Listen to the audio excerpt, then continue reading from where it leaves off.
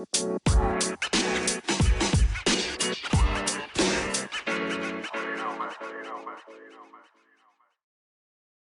everyone. Welcome back. I have my new guest on today. His name is Jason Muth. I mean, you're probably the one name I didn't get wrong because it seems to be the easiest to do, but I probably Well, it's someone gets it wrong at some Muth. point, You're right? close. Yeah, you're really close. Muth. Yeah, close, Damn, close, close. I was gonna break my record of getting names correctly. I Uh, was so confident. I was so confident. I was like, I'm gonna break this record. But okay, I'm so used to all the different ways people say Muth, so it doesn't really matter. But yeah, it that's the doesn't. technical. That's what I Yeah. was told when I was a kid, so I go by Muth. All right. Well, Jason, thank you so much for being on the show today. We Yes, have sir. some great topics to go over. We're going to look into what inspired you to transition from the corporate world into real estate, and talk about your company, Pride Away Stays, and how you collaborate with other LGBTQ plus A businesses and entrepreneurs, which is good to know. We'll talk about how fatherhood changed you in a way, and really changed perspective on work-life balance and changed you at the face as a gay dad in the world today. Because we know how our world can be very small-minded sometimes. hmm And actually, the valuable insight you have to gain from short-term rental secrets is really interesting. So I look forward to learning about that. And any destinations or recommendations for LGBTQIA travelers. Ideally, this is more kind of like, where should we go? Where should we stay? hmm And ideally, I just want you to really focus on your company for the most part and why we should come hmm up and see you, because I think it's such a great spot to do that in. And yeah, we'll get into that. So, Jason, tell us a little more about yourself, how you got into the business, how all this transpired for you, and how's it thriving for you these days? Yeah. Well, thank you, Dak. Thank you for having me on the podcast. Yeah. We're up in the New England area, so we live outside Boston. We were in Boston for a long time, 20 years almost. I live in Newburyport right now, and yes, the past couple of years I've been doing real estate investing and short-term rental management full time. We were doing it in conjunction with the time that I spent the last few years I spent working as a media professional. I spent over 2 decades working in the media in various capacities, mostly behind the scenes. So research and sales director, digital sales, that kind of thing. And, Yeah. that career is a toughie these days. There's a lot of consolidation happening. I like to say that it's like musical chairs, and every year they take a couple chairs away. So there's fewer spots for everybody. So Yeah. when my number was called, I already had a plan B in place, which is basically what we're doing right now. We were looking to transition away from working professionally for somebody else and work for ourselves. And, the motivation to do that was them saying, hey, listen, your position has been eliminated. And I said, okay, that's fine. I actually had my exit plan in place, and my plan Right. was to leave a few months later. So we just accelerated that plan. And I was just talking about this yesterday with my husband, how it's great that all happened, because a lot of the things I put in place in the month or two after that happened put us in the position where we are today. Then that would not have happened. Like, there's a lot of things that wouldn't have happened if I continued working on for the next few Right. months and was part of, the subsequent round of reductions they had, because the media business keeps reducing as the year goes on. Mhm. Right. I wouldn't have joined the short-term rental secrets mastermind that you alluded to earlier, which is what really helped me build my network and credibility in the short-term rental space. Because up Mhm. until that point, I was doing it all by myself. Oh, wow. And, community is really important with whatever we're doing. In the Yes. LGBTQ plus world, community is paramount. People feel so alone as we're growing up, and you want to meet people Absolutely. that are like yourself, or that are different from yourself but share a commonality. And that's one thing that this community, I think, has done really well, is when people are interested in joining the LGBTQ plus community, meaning like really kind of being out and meeting other people. Yeah. We like to think that lives will thrive because you're able to find people that you could have conversations with, that you could relate to, that you see yourself in them, shared passions and whatnot. I didn't have that in the short-term rental space. We were operating for a Mm. few years on our own. We didn't know if we were doing it right. I think we were Right. doing it right. We were making some money. Guests seemed happy. We learned a couple things along the way of what to do and what not to do, but there was no big community of people that I had to lean on. And then when I was able to find the Short-Term Rental Secrets Mastermind, I realized that there was a community of people that spoke my language, that were supportive, that were there to, lift each other up, share best practices, help each other. Like right when I joined, I'd have people reach out to me that wanted to set up calls and, learn about who I was and tell me about who they were and how we could collaborate. So that's been a big 180 from the media world, which is just all cutthroat and backstabbing, and people are looking to figure out their way to the next level and, kind of leave other people in their wake. So that was a very nice, refreshing way to start chapter 2. And, real estate investing is awesome. I've been in this space for 9 years, I believe. I think we started listening to a podcast called the Bigger Pockets Podcast back in 2015. And it was, basically game changing for us in our lives. My husband is a real estate attorney and a real estate broker himself. So, it's something that allowed us to have long conversations together where I'd pause the podcast and ask him exactly what they said and what that meant until I started really learning all these terms myself. And then once we started investing, you look back and you say that this is who I am now. Identity, I think, is we identify with our work all the time. I think it's hard for people not to identify with the work that they're doing. And, when you have a job loss or you have a transition away from the job that you were doing, it is really hard to take that coat off and say you're not that anymore. Absolutely. So, one thing I've worked on in the past 2 years with intention last year was rebranding and saying, here's what I do now. So all the people that knew me from my past life, this is now my level of expertise. This is now how I can help you. This is how we're bringing in money and serving the community. And then we took that to another level with Pride Away Stays. And you mentioned that company earlier. We're a short-term rental property management company specifically for Provincetown, which is the gayest place in the country, in our opinion. And that's a good thing. It is fabulous. It is magical. The people that go to Provincetown all go there for very deeply personal reasons. And, it just seems to work for all the visitors. It is just such a beautiful community year round. This is the grayest part. We're recording this in March. This might come out in March or April. When the spring, we were just down there last weekend and the bulbs are coming up. So life is happening. Nice. The plants are going to start to be in bloom, and it's just so pretty. And there's so much to do in Provincetown for straights and gays. So we love serving that community. We have a property in Provincetown that we've used as a short-term rental for a long time and a second home for ourselves. And there's a lot of other people we've spoken with who need help in managing their properties because they're either not doing it correctly, they're working with a company that doesn't understand the gay world, they're just a national company and they're just phoning it in. They think that P-Town is the same as everywhere else, and it's not. They are not getting the rates they should be getting for their properties. They're not covering their costs or paying their bills. They don't have time to do it because they have busy professions themselves. So that's where we can kind of come in and speak to them both as a professional that knows how to run short-term rentals, not just property management, but running short-term rentals is a whole different ballgame, and also speak the gay world. So, that's kind of what we've moved into, but that's a quick synopsis for what I'm up to and what we're doing these days. No, I love that. Like you said, it's all about community, and it seems like you're doing your best to really promote that and really have that kind of sense of community, because I think that's really important because you want to feel safe, you want to feel comfort, you want to feel that you are represented and that you are seen. And so that's so amazing that, you guys do that, which I think is really great.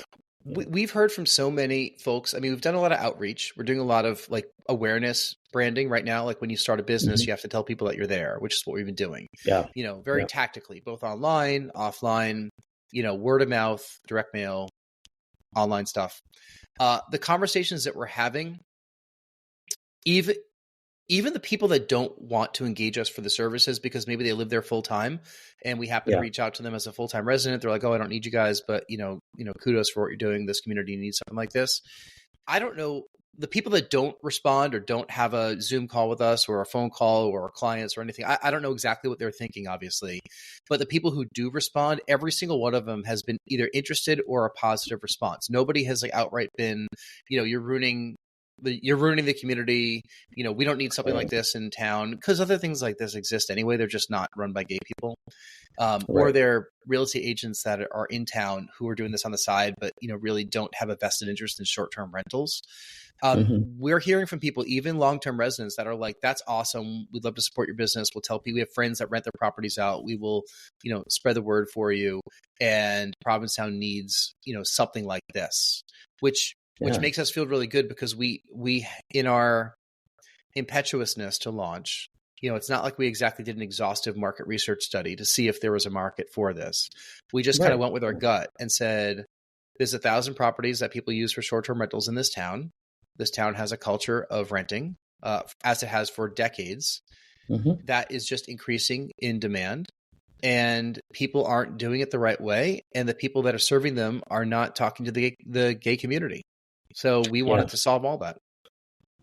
That's good. No, I love that. In what ways does Pride Away Stays actively support and collaborate with the LGBTQ plus business and entrepreneurs? Like, how do you guys really collaborate and bring that out, that sense of community? So it's all evolving as we're speaking. I mean, me and my co-founder are both part of the community. I'm married to a man. He is perpetually single, but he's always out there. We met through Gay Softball League, play gay football together, our flag football in Boston, with flag football. We are members of the Provincetown Business Guild. We're members of the Provincetown Part-Time Taxpayers Association. We hire LGBTQ plus people whenever possible.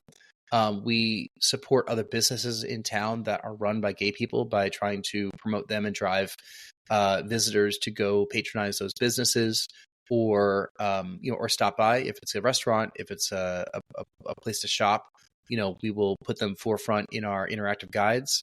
Our intention, by the end of the year, is to have a percentage of our revenue that's going to be donated back to LGBTQ plus causes that support Provincetown. This is our first year in operation, so I say intention, but by the end of the year we'll have that all set.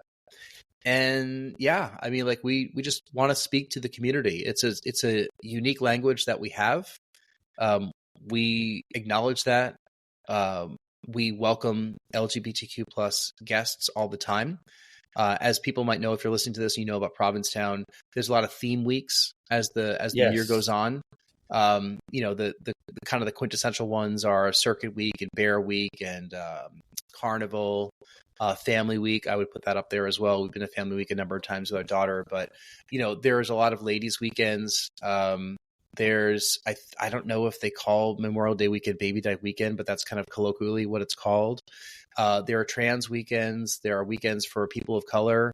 And there's just a lot going on for different elements within our community. One weekend you might see, one community overrepresented or over-indexed a bit. And then the following weekend, you'll see a different community over-indexed a little bit. The owners we've spoken with are a relatively equal mixture of people who identify as male and identify as female. So I think the ownership in town is a little bit of both. So we're just trying to, represent the community well, support the community, refer to people as they want to be referred to, welcome guests at our properties. That clearly the town is supportive of LGBTQ plus. It's welcoming. We are going to be welcoming as well with all the properties that we represent, the guests that we have. That's amazing. And and I know you said in the beginning stages, but have you seen an overwhelming result of people really reaching out and really want to be a part of the community and be like questions and how does this work? Or I want to know more about this. Like, have you seen kind of growth in that happening in a short time of doing this? Yeah. I mean, we only launched in November, so, it's been a few months of awareness and outreach. And, as any business owner could attest, it takes a long time to really kind of build both a customer base, a following, and awareness for your business, especially something like this, which is a bit of a longer term decision. You're not exactly going out for dinner or going to get a cup of coffee. You're going to see a show.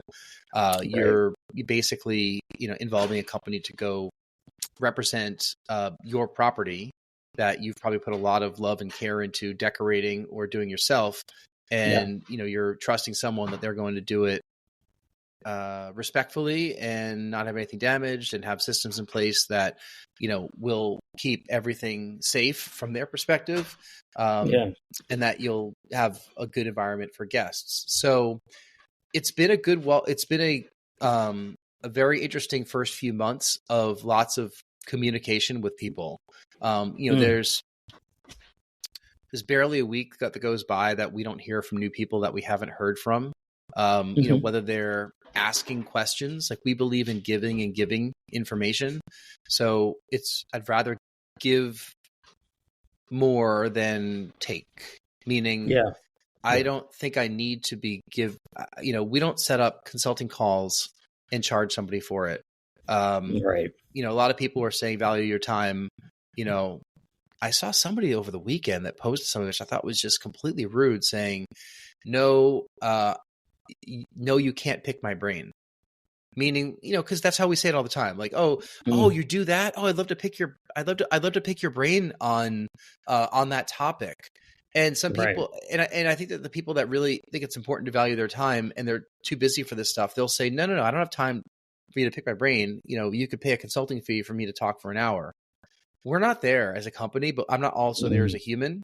I will give lots of opinions.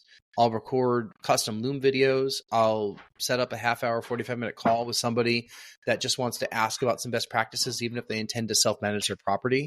We believe that's important because we believe in giving more value, and that's going to come back to us in the form of business.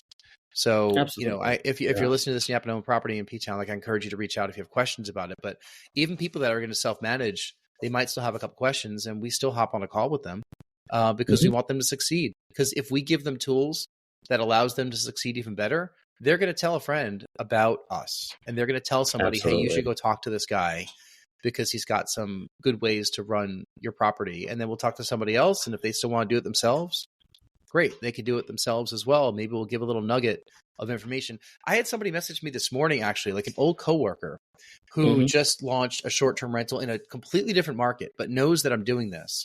And this person sent the listing that they launched and wanted my opinions. So I recorded like a half-hour video for her. I mean, I've known her for a long time, but I recorded a half-hour video walking her through what I saw, sent it off to her. She was like, oh my God, I can't believe you recorded this for me. I said, well, frankly, it's easier than like typing it all out. But it allows you to see really what I'm thinking about what you've set up already.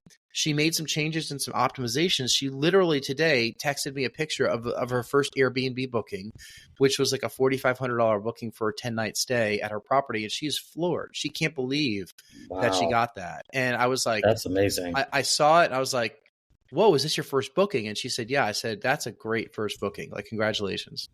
Yeah, good. That's so awesome. And I think, that sense is lost on humanity and people in general today. It's just an act of random kindness and looking, not really thinking about yourself. I think a lot of times we get this very selfish mode of like, what are you going to do for me? What am I getting out of this? When reality is really about just helping each other. And I think if anything, that should be a good thing to feel. It's like, I'm doing this because I want to help someone else. And it's not about, I guess I probably feel good knowing that I'm helping someone else really find or discover what's best about them. And within the community, it's almost like, if I'm thriving, I want you to do the same. It's all like we all need to do this together. And I think that is lost sometimes a lot. It's almost just like preparatory high school level of like, you're not one of the cool kids. And it's just bullshit, honestly. And I see it happen all the time. And it's really sad because you really are just hurting yourself in the end of the day. You're really not doing anything great by being that way. You just kind of just your own cycle. We operate from a place of abundance, not scarcity. Yes. Oh, I love that. And then we're going to change gears and talk a little about fatherhood. How has that really changed your perspective, like I said, on work-life balance, and what challenges have you faced, having a daughter? Because how old is she now? So she'll be 5 this spring. 5. We adopted her at birth back in 2019, and then the world shut down just about 10 months later. Nobody drew up the playbook this way. We certainly didn't. So there have been a lot of lessons along the way. Fatherhood is not something that a lot of people in the LGBTQ plus community attain. It's not Hmm. always it is a goal for many. A lot of people that have kids, maybe they had kids, then they came out later in life. Right. Certainly there are couples and singles that with intention are having families. They're having children through surrogacy or adoption, or, they're fostering through the adoption. We've met a lot of these folks at Family Week in Provincetown, which is a week that they do in July every year, that they welcome families of all types and sizes, shapes, colors, doesn't matter. However you identify, come to Family Week, bring your kids. There's great programming for the children there and things to do throughout the week. The Yeah. kids get to meet other kids that are from families that might be different from what they're used to back home, Hmm. because we all still live in a very straight world. Our community here in Newburyport is extremely straight, extremely liberal. But we don't know any other two dad or two mom or, single gay or lesbian or, anything in between families. We're probably the token for them, but that's okay. Yeah. We expect to be anywhere we go. We've never had looks or passing glasses based on, we happen to live in an extremely liberal state, and we kind of operate in an area that people just see us as good parents, in my opinion.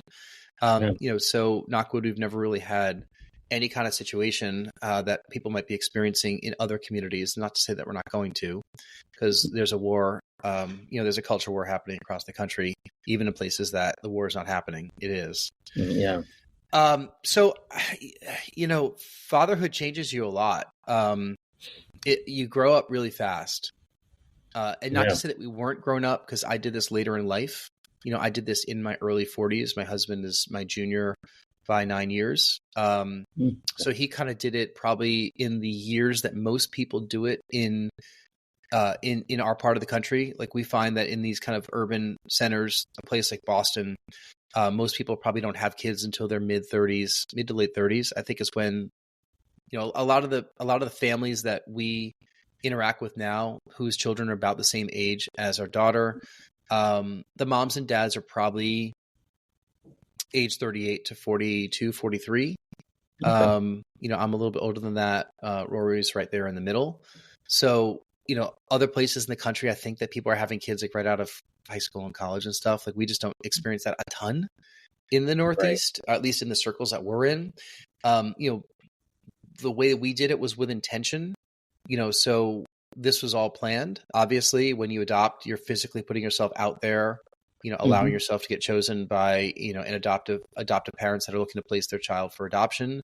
Right. There's no accidental pregnancies or anything that, happened with us. Right. So we went into this knowing what we were getting ourselves into, at least being parents, but, every day is different. It's fun watching her flourish and kind of become a nice young woman who, exhibits kindness, likes to hang out with her friends, is starting to really develop her personality.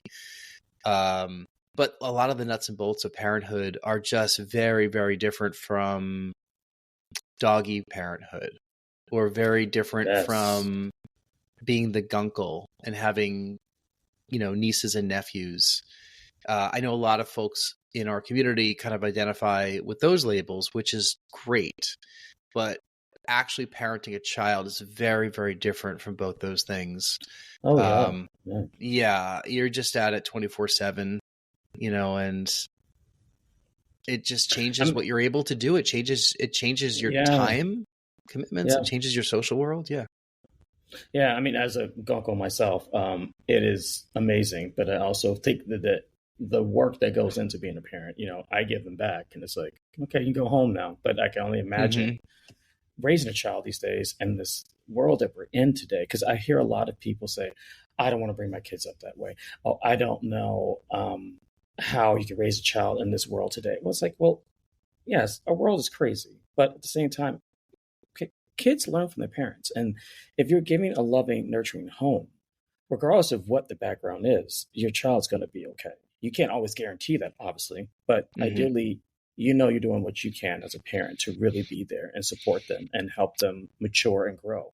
And Yeah. as to your stating, it's like, it's obviously so different as a parent, but I think having a sense of love and nurturing and caring for another human being in general is just, it's got to be amazing to feel that way and know that you're putting her on the right path to really becoming kind of a stem of yourself, but also maybe her own independence at the same time. Yeah. You know? I'd also like to think that we don't quite fit in to any specific, like if you did a Venn diagram of like gay world, parent world, gay parent world, like it's tough to find that center core of where, we would feel the most fit in with everybody. We don't feel like we don't fit in with the straight parents around here, but it's just different. Like, I could see a lot of them gravitate to one another, and that's fine. Like we'll hang out with the parents, while the kids are playing. And we're always included as a member of a neighborhood party or whatever, but we might not always be the first people that people contact because the parents probably find a lot more commonality with one another in our community, and that's completely fine. Like we do love Newburyport, and we love all the people we've met up here. And Cecily's made a lot of great friends, and we made a lot of great friends as a result through her. It's almost like making friends through a dog, but you make friends through a child. Like it happens, with kids. But I'd like to think that the other parents that are in this area just see us as parents, like see us as like, we're getting grayer and getting wrinkles because of this. Like we're going through the same, tantrums and overnight feedings. And, like last night we're putting up an accent wall in our master bedroom. So we slept in the extra bedroom, which is a queen bed versus a king. And, half the time our daughter will leave her bed in the middle of the night and come into our bed. Like it just kind of happens like clockwork. We're just so used to it right now. And we allow it, some parents don't allow it, but we allow it. But, we made sure she understood that we were sleeping in a different bedroom just in case she happened to do it last night. Of course she did, but it became a musical chairs night, right? Like, so it's like we start out in the bed, she pops into bed with us. It's a queen bed. It's too big for 3 people. So, husband goes into her bed and then she leaves my bed with her and she goes into bed with him. And then at some point she comes back into bed with me. And like, that was our night, right? And I happened to mention it to the teacher when I dropped her off today. And she's like, "Oh, did you get any rest?" I'm like, "Yeah, I'm fine." Like, you sleep in naps. I think once you become a parent, you realize that, gone are the days of like, your 6 to 8 hours of uninterrupted sleeping. Like you're basically just sleeping in periods of 2 to 3 hours that might get punctuated by something that happens overnight. Yeah. A nightmare, a screaming, a feeding, I got to go to the potty, a child climbing into bed with you. It's just, you just kind of get used to it. So it becomes your norm. That's it. Now, has she picked up on anything as far as like styles of you and your husband? Like, is anything like you kind of see a little bit? Is she starting to show any signs of like really picking up the nature of like who you two are and being like, I see a little bit of myself in her right now, or maybe I see a little bit of my husband's side of it? I don't think a lot of our personality is rubbing off, besides, the hard work that we put into the work that we do and the kindness that we try to exhibit. Cause I think that she is a well-liked child. I don't think she's the one that people look at and say, "Oh, that one's a terror," or "That one is selfish," or "That one is a brat." I mean, I think that we're trying to instill that level of kindness with her. And I think the attention that we give is probably a good thing because, we don't want to be the helicopter parents that are always there. Like we think it's important that when we're at, like, if we're going to invite somebody over for a play date or we're invited over to a play date, it's always a drop off one, in my opinion, because I don't want to linger and then have them always looking for things for us to do. And a lot of times they don't want that. My sister-in-law, is the aunt.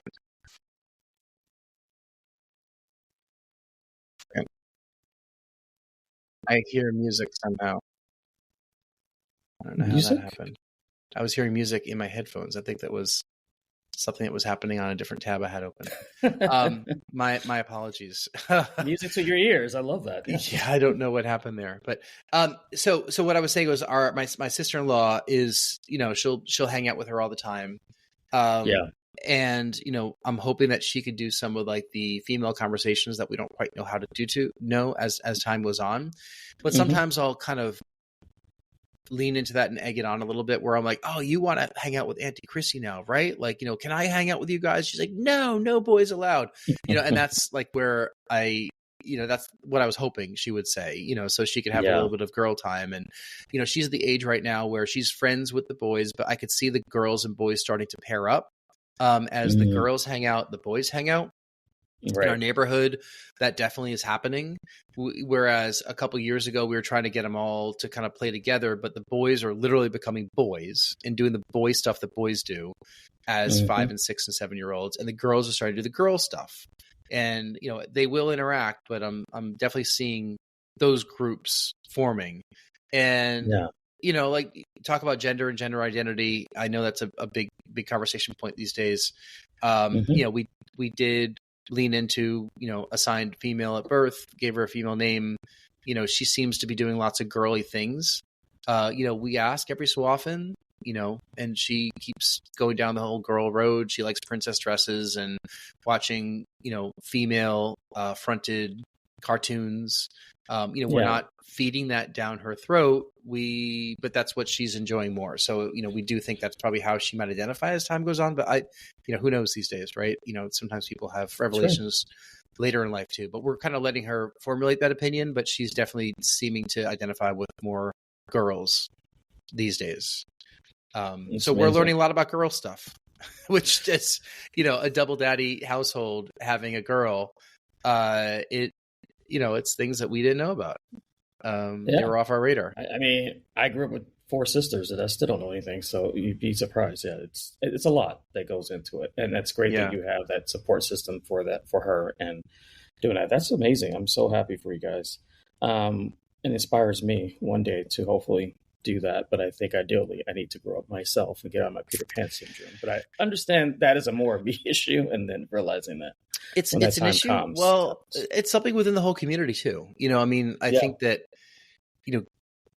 gay people, like, we do hang out with a lot of folks that are single or that are just paired up, that maybe kids aren't in the horizon for them.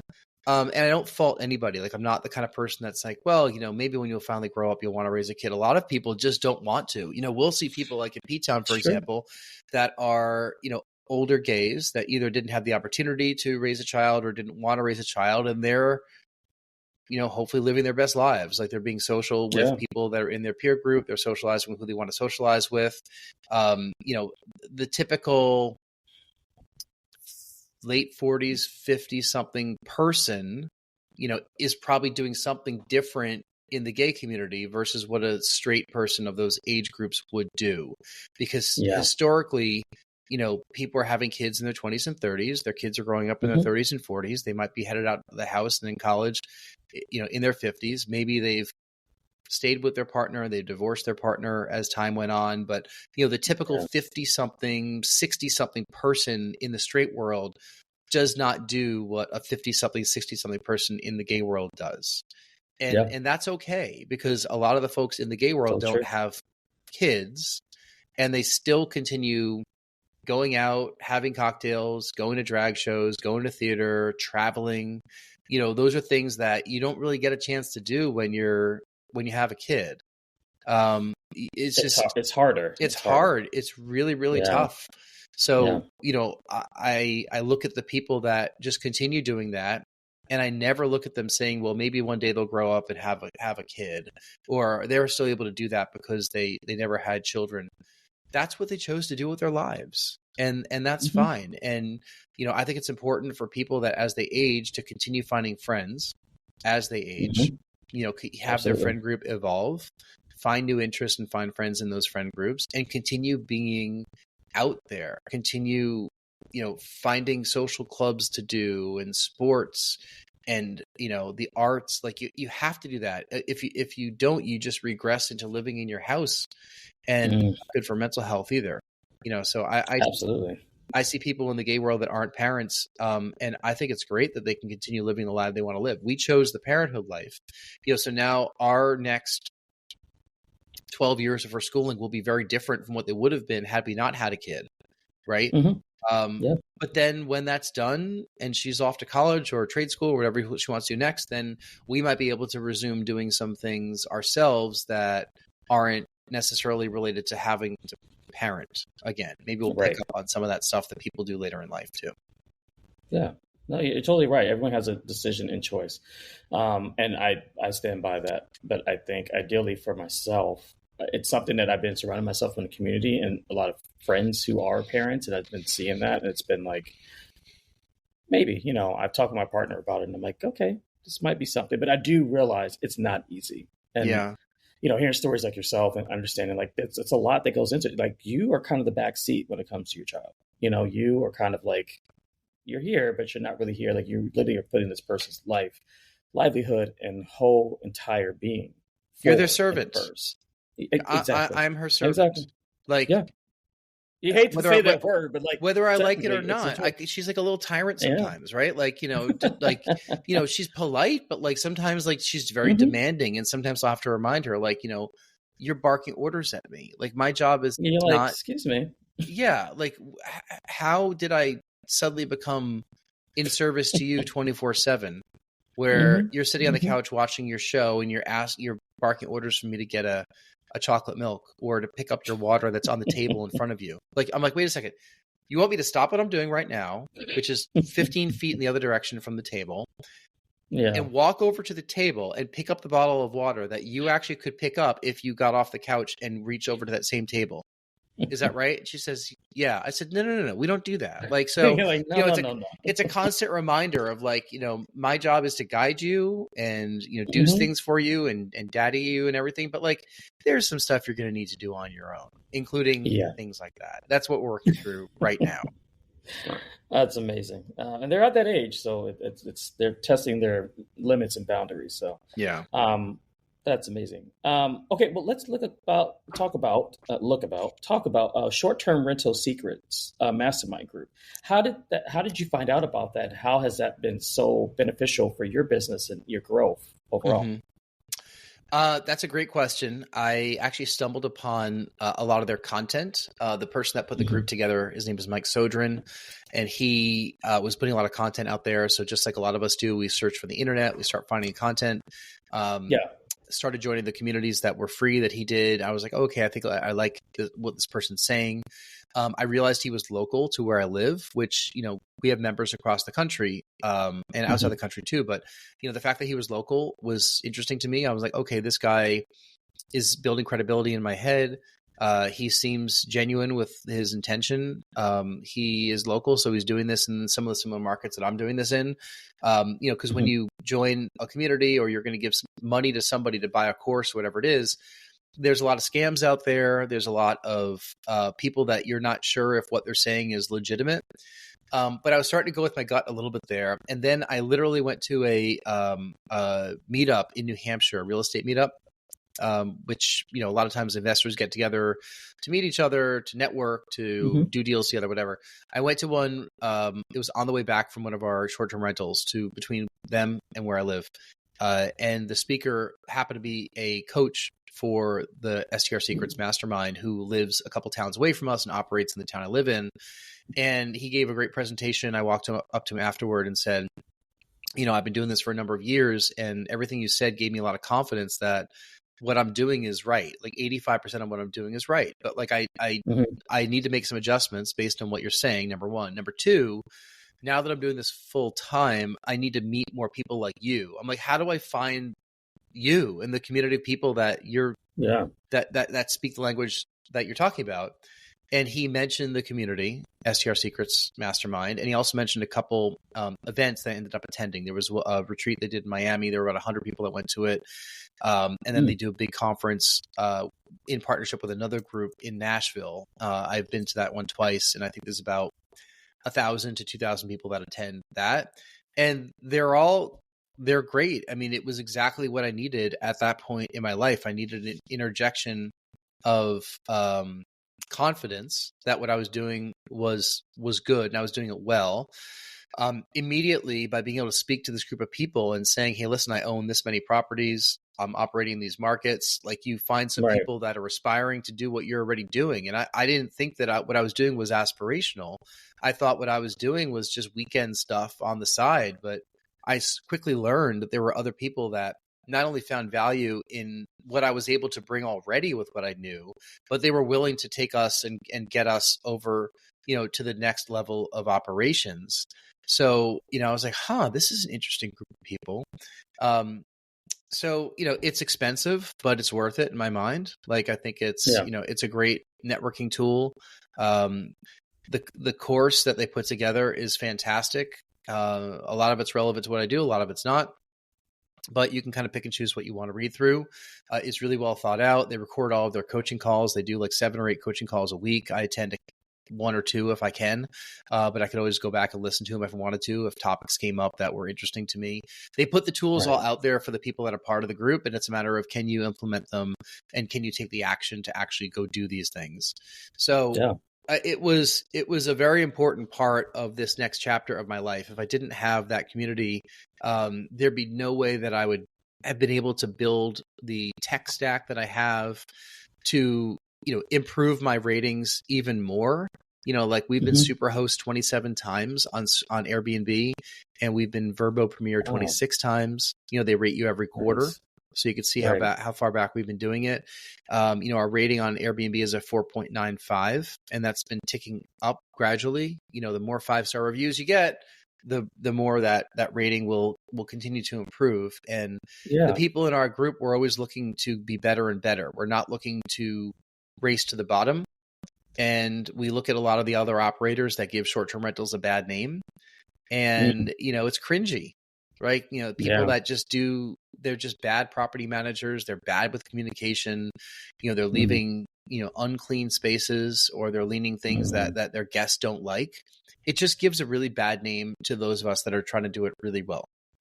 Yeah. Well, absolutely. That sounds amazing too. If you want to give a shout out to them for that. And I feel like it seems like you said, it's very informative and helpful, and you found a really great network as well, which is good. It goes back to community. I mean, just like with the LGBTQ plus community, I mean, we found our community in Boston in recreational sports, which is where my husband and I met, playing softball back in the day in the Beantown Softball League. We were connected to that league for 12 or 13 years. I coached for many years. We went to travel tournaments. I probably played about 20 tournaments across the country, in cities like Milwaukee and Columbus, New York, Philadelphia, Las Vegas. Like, there's great softball tournaments that are focused on, the gay softball world. And I also did flag football, which I'm still connected to this league. Flag football. I should certainly mention them, because both those leagues have been instrumental to being able to feel like I have a social community that is, supportive, that you can have fun with. Professionally, there's ways that I could certainly interact with them as well. Flag football has been around for over 25 years. It's one of the first leagues of its kind in the country. The NGFFL is the National Gay Flag Football League, and Boston is, I think, one of the charter members of it. There's great leagues across the country: New York, Denver, San Diego, LA. There's national tournaments where you get together, you compete, you're athletic, but then you can have a lot of fun off the field. One of the great things about the league is that anyone can play. It doesn't matter if you're an athlete or not, you'll learn the game. We have people that, after 2 or 3 years, they finally get that first catch, that first reception, and they are thrilled. They're so happy. We have people that come on the field that don't know how good they could be at a sport. They've never really played because growing up, they felt intimidated by, kind of the infrastructure of high school sports. And then they walk on the field, they go to our, I don't think it's called Clinic Day anymore. I think it's called like Learn to Play Day or whatever it is. They go to that. They learn some of the skills. They get on a really supportive team with a great captain and a great coach, and they put them in a position where they could thrive. And next thing you know, they are amazing talent on the field. They could be fast. They could be catching really well. They could be great at tackles. So, it's kind of cool to see these people that don't know that they could be good at a sport because they've always been held back in their mind because they were gay and didn't want to interact with everybody else. And they thrive on the field. Yeah. I looked into that. I realized I looked at dodgeball for one point because I had some friends who've done dodgeball here in New York. And I thought it was really great. So, like you said, it's a community. Seems to be great meetups they have, connections. The one thing I didn't like about it was that they tried to kill each other. And I just was like,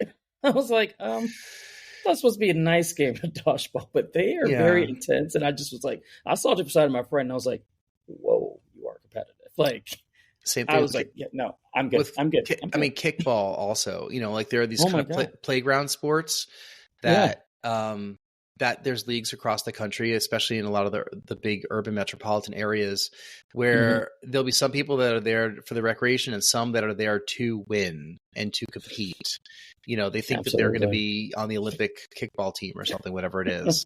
So, just because you're gay doesn't mean you can't be intense or a little too intense on the fields. And, Yeah. I've encouraged people.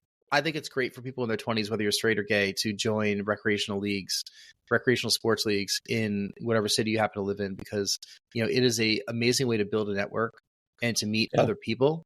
Absolutely. And, I don't think I'd be where I am today if I didn't join. I first joined Flag Football in 2008 and then Beantown Softball League in 2009. Yeah. And I wouldn't know the people I know. I wouldn't have had the experiences I've had over this past, 15 years without those Hmm. two leagues. They're I mean, I'm literally sitting here with one of these. This trophy was given to me. I didn't mean to pull this out, but this was It just happens to be there. just It's happened to be there. amazing, No, though. honestly, It's it's normally amazing. on my desk, but I'm recording on Rory's desk. But back in 2014, the league, Flag Five Football, gave me the leadership award, which is like the top Oh, award that the league can give out. I was work. so taken aback when they gave it to, in a good way, that they gave it to me. But it was like one of those crowning years I was having where, like I was really giving it my all with captaining. I was really known as part of the volunteerism that the community does in our league. I Hmm. was getting married that year. Like, I kind of had the critical mass of people, I think, that when they were looking for nominations, that I kind of fit the criteria of what they were looking for. And Yeah. I take it very seriously that they gave me that award. That was 10 years ago at this point, and I'm still connected to the league to this day, not because of it, but, Yes. I feel a lot of gratitude for, that level of recognition. That Yeah. my peers chose me for that. And I try to give back It's to the league as amazing. much as I can. Yeah. That's really awesome. Um, well, I think I will find my sport at some point or another. I do like tennis, so who knows? I might look into something along those ways to do that. I think I'm dodgeball is just not my thing, but to each his own. Whatever works for you. There's got to be a gay tennis league in New York, I'm isn't there? sure. I mean, it's New York City. I don't know. It probably is. I have to do research. I'm so Yeah. lazy sometimes. I'm like, I don't. I had a writing group. I used to join. It was a queer writing group because I was a very aspiring writer at the time, and it was really great to kind of talk about these different stories and really represent us in a way. And that was a really great group. I did that during the pandemic. It was really awesome to kind of collaborate with other writers and be inspired by stories, their stories and my stories, and talk about that. I've been a very artistic person. I don't know if I'm a very athletic person, but I do love sports. Mm-hmm. I just don't trust myself that I'm not going to die. But I have gotten better with certain things. So I'm learning to get out of my comfort zone. That's the thing. The lesson I'm trying to give is probably, it doesn't have to be sports. Sport is a great way to do something. Yeah, exactly. Something. Yeah. I mean, it's important to find your tribe. And if you want to find your tribe on the gay side, you could probably find an activity like that for LGBTQ plus people, especially in a city like the size of New York. And if you're in a smaller city listening to this, if it doesn't exist, you could always launch it, right? You could always try and find those people out there that do this, that are interested in the same type of thing that you are. Absolutely. And you never know. You never know. You don't need it. The organization doesn't have to be hundreds deep. You can get a small crew of people that get together around a certain topic. Could be 10, 12 people, board games, writing, like poetry, everything, volunteerism, rock climbing, whatever. And, then you're finding your tribe. Yeah. It's all about community. As we go back to what we're talking about, it's all about finding community and finding people and finding likelihood of people who are in the same things as you are, and I think, I think it's gotten a lot better these days that people are really reaching out and doing that. And maybe because post COVID, I think people really are evaluating their sense of who they are, but also what they want to do in life. At least that was it was for me, of being like, this has made me really realize I want to travel more, which is what the text topic is. And so ideally, I've been on my travel perk for the past year and a half, 2 years. I've gotten so bad to now my reputation is known as never being home. And it's like, I'm always gone somewhere. Where do you go? Ideally, Well, my partner, we're in a long distance relationship. So technically he Mm-hmm. lives in Scotland. So I spend most of my time in Scotland. He Mm-hmm. comes here. So we go back and forth. But a lot of my friends, we've been really trying to really expand our horizons. And my best friend had me travel with her for the first time over to Scotland back in 2001. So a little after COVID, a lot of still rules and stuff. So I've been doing most of Europe, but ideally now I want to do more. So I've only been to a few places. And one of the rules I do for myself now is every birthday I go somewhere international. So for my birthday, and my birthday is around Thanksgiving, very American holiday. So ideally, I never get to really celebrate it because it's always around Thanksgiving. So I figured I'm going to do my own thing. So every year I pick an international destination and I go there and I bring my friends and I experience different worlds and life and this and that. And this year we're talking about doing Switzerland, which would be amazing because I love to ski. I love to snowboard. I don't actually know how to ski. I know how to snowboard, but I want to learn how to ski. I feel like skiing there might teach me something. But I definitely want to just to branch out and explore more, In my work, my teams are always traveling around the world doing stuff. And it's like, I just want to pick up different sense of culture, mindsets, and understand the world in such a more broader perspective outside the American way of doing things. I think nothing against America, not being American, but I think we have a certain way of how we do stuff. But ideally, it's so nice to see and refreshing to see how things are done around the world and how different cultures interact and grow. And so for me, I love doing things in my own backyard as well, but I love to really expand my knowledge and get out there and explore the world and say that it is possible to be, a part of the community and still have a life and go certain places. Not everywhere, obviously, but, for the most part, still have a sense of community wherever you go. And I think that's what we strive to do wherever we go, different places, to really get to really explore that and really take in that culture as well, not just being like, I'm American, so I'm going to be obnoxious as hell and do this and that. It's more of like, no, I'm going to take this back in and understand it and really sit with that and learn from that experience. Yeah. I've never been to Switzerland. I've been to Europe a bunch. And I've heard it's beautiful. I'm sure the Alps are a great place. You could learn to ski, have some other experiences there too. Yeah. Yeah. I want to make that happen. But ideally for us, I really want to talk about, because I haven't been to P-Town only one time. So I want you, I wouldn't say sell me, but let me know some of the things I might have missed out on when I was there. I was with a big group of gays. So ideally, there was so much going on. I only saw maybe a fraction of it. But for people who are looking to have kind of these getaways, we have like Fire Island, it could be Martha's Vineyard, all the other places.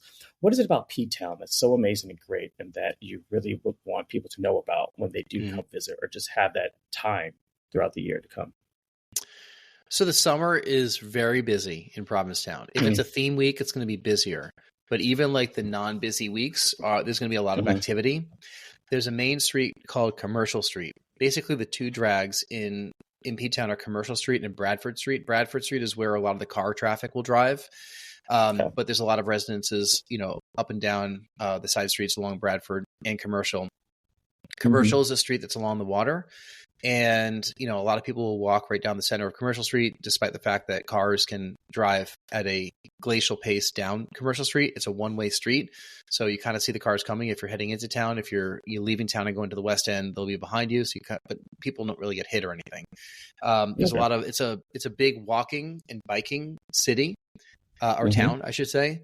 If you walk down Commercial Street, you'll probably bump into people that you know. Or you'll probably bump into people that you recognize. And it could happen throughout the year. And maybe that's just because, I lived in the Boston area for long enough. But I mean, every time I go down there, I'll see friends. It just happened. Yeah. We were there, 2 weeks ago. Like, we're there on a pretty regular basis now with Pride Away Stays. But you'll always see people that you know. Right. Or that you recognize. I'm sure if you're on the apps, you'll probably see a ton of people that you recognize. I haven't been on the apps like ever because I met my husband back in 2009, I think it was, and mobile wasn't as big back then. But wasn't a thing back then. Yeah. No, it wasn't really that huge. I mean, smartphones just came out kind of around that same time of year. And, so I just never really had the need to be on them, but I know a lot of people are on them. So they're probably bumping into people that they see on the apps when they're in town. Fine dining, amazing restaurants, lots of great shows, cabaret, drag shows, piano bars. Provincetown Town Hall is kind of the center of town where they'll have town meetings, like, for voting and everything for the people that live there, but they'll also have performances. I know either this year or last year, Rufus Wainwright is playing or has played. Indigo Girls are playing again this year. Later on this year, they have been there before. Amy Mann has been there. Mateo Lane, the comedian, I think is going to be there this year for a couple of shows. Love Mateo. Yeah. So we get a lot of these national artists that are connected to the LGBTQ plus community. Leah Delaria has owned a bar in P-Town. I think that she's actually getting out of ownership of it, or it's moving. But yeah, she's been a member of the community for a while. There's celebrities in town all the time. I mean, there's been Rachel Maddow owns property there, down near my part of town. I have not bumped into her yet, but she's actually doing a speaking engagement in May in Provincetown. Unfortunately, we're not going to be able to attend because I'm a huge fan of Rachel's, but we're not going to be in town that weekend. Ryan Murphy has a place near us. He's the American Horror Story guy. There was an American Horror Story season that was set in the off season of Provincetown, which was, I do remember. We don't have all of those kind of creepy crawly people around town. And, you don't take take a pill. Not like the show. No, it's not like the show. You're not going to take a pill. And if you're creatively inclined, you're going to, become super successful. If not, you're going to become someone that sucks everyone's blood. That doesn't exactly happen in town. But, a lot of the places, like that primary house that was featured, where the lady that was showing all the different shades of beige when she was the interior designer, that's right down the street from our property on the West End. So I think a lot of what was inspired in Provincetown, Ryan Murphy got from what he saw in town. Who else has a place in town? I know that Billy Porter's been spotted in town a bunch. So we get celebrities come there because it is a place to be see or be seen, in the gay world. A lot of people will get there through the ferry through Boston. Or they'll drive or they'll fly. I mean, you could fly into Provincetown from, it's a small airport, but you could fly there from Boston, from Hyannis, from New York City, I think, or fly private. Okay. Most people are going to get there either by driving, and it's on the very, very tip of Cape Cod. So it's a long drive. Once you hit Cape Cod, you're still going an extra hour and a half, even without traffic. The ferry is an hour and a half ride from Boston, but it's always fun because you're on the open water. And then you start to kind of see the P-Town Monument, which is it's a big, tall building that you can't miss. It's a beacon for people that are coming into town. It's the first thing you'll see when you're taking the ferry, and you'll see this little line, and then it gets bigger and bigger and bigger. As you get in, I recommend that people, eventually you want to take a walk up to the top of the P-Town Monument because you can get a beautiful view of the whole city. There's great beaches. The Cape Cod National Seashore is there. There are shark sightings there. So sharks do exist. They've been seen in P-Town Harbor as well. But, the beaches within the town are great because they're right there. You could walk to them. You could set up a towel or a chair, hop in the water right there. The waves are calm. The waves are a little rockier on the other side where the P-Town National Seashore is. There's Boy Beach, too, which people could walk out to or take a ferry to. And who knows what happens out there. I've never been there, but I've heard stories. You can walk along the breakwater and then walk out to Boy Beach. You got to be careful because the sun can be pretty intense. And if you're out there without hydration and whatever else is going on, it could lead to a rough day, especially if you're having a couple too many Trulies or White Claws or vodka sodas. But one or the other. Yeah. There's so much to do in town. It's a very artistic town as well. It's been known as an artist community for decades. It was a Portuguese fishing community for a long time.